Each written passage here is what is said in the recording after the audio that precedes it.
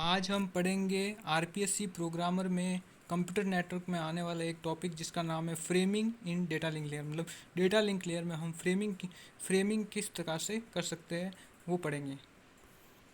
तो फ्रेमिंग इन data link layer, तो framing तीन तरह से हम फ्रेमिंग कर सकते हैं। मतलब जबकि डेटा को जो भेजा जाता है तो वो फ्रेम के रूप में भेजा जाता है। तो फ्रेमिंग कितने प्रकार की फ्रेमिंग कर सकते हैं, तो वो है तीन प्रकार की। एक है बीट ओरिएंटेड फ्रेमिंग, एक है बाइट ओरिएंटेड जिसे कैरेक्टर ओरिएंटेड भी बोलते हैं, और थर्ड है क्लॉक बेस्ड फ्रेमिंग। सबसे पहले आती है bit oriented framing.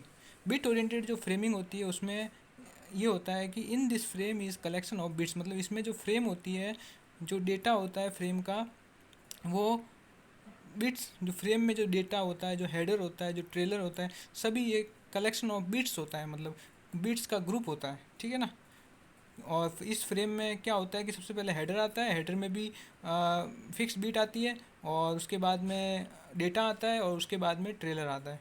Bit oriented जो फ्रेमिंग होती है उसमें जो प्रोटोकॉल यूज किया जाता है उसका नाम है एसडीएलसी प्रोटोकॉल, जिसे बोलते हैं high level data link control protocol. क्या बोलते हैं? High level data link control protocol.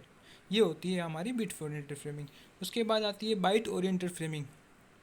Bite oriented जो फ्रेमिंग होती है उसे करेक्टर ओरिएंटेड फ्रेमिंग भी कहा जाता है। इसमें जो फ्रेम की साइज होती है, फ्रेम जो होती है वो होता है कलेक्शन ऑफ बाइट्स। मतलब इसमें बाइट्स का कलेक्शन होता है। बाइट्स मतलब एक बीट बराबर 8 बीट होते हैं जब एक बाइट बनता है, मतलब एक करेक्टर के बराबर होता है। तो करेक्टर्स का जो ग्रुप होता है या बाइट्स का जो ग्रुप होता है उससे फ्रेम बनती है। इसमें जो प्रोटोकॉल यूज होता है उससे बाइट ओरिएंटेड प्रोटोकॉल। इसमें तीन प्रकार के प्रोटोकॉल यूज होते हैं। एक होता है बाइसिंक, बाइसिंक मतलब BISYNC, जिसे बोलते हैं बाइनरी सिंक्रोनस कम्युनिकेशन प्रोटोकॉल। दूसरा आता है DDCMP, मतलब जिसे बोलते हैं digital data communication message protocol. तीसरा आता है PPP, मतलब पॉइंट टू पॉइंट प्रोटोकॉल।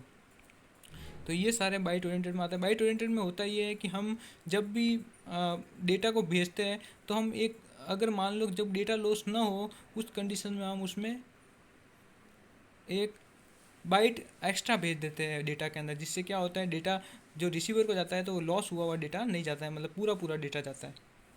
उसके बाद आती है clock based framing. Clock based framing जो होती है वो एक एक तरह से, जिसको माना तो नहीं जाता है फ्रेमिंग का, लेकिन एक तरह से एक तीसरी फ्रेमिंग के रूप में मान सकते हैं, जिसके अंदर हम जो यूज करते हैं टेक्नोलॉजी का उसका नाम है सोनेट। सोनेट जिसको बोलते हैं SONET, जिसको बोलते हैं सिंक्रोनस ऑप्टिकल नेटवर्क, जिसके अंदर हम ऑप्टिकल फाइबर का यूज करते हैं, सिंक्रोनस ऑप्टिकल फाइबर। तो हमें आशा है कि आपको आज का टॉपिक जो फ्रेमिंग इन डेटा लिंक लेयर है वो समझ में आया होगा। तो और साथ में आपसे एक रिक्वेस्ट है कि हमारे चैनल को सब्सक्राइब करें और लाइक करें। धन्यवाद।